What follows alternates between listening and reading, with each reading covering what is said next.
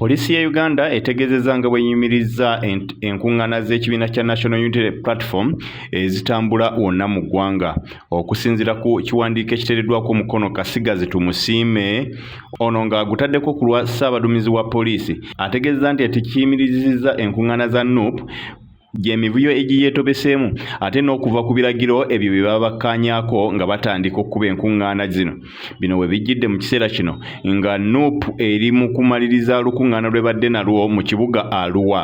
Poliisi etegeezezza nti bakira bano gye bayita balekayo emivuyo nga embalala balina okwonoona ebintu kwe baakola, kyokka nga ne wabeerawo okutaatagana kw'entambula y'ebidduka, okwonoona ebintu n'okubibba, ate nga n'ewamu waliwo okufa.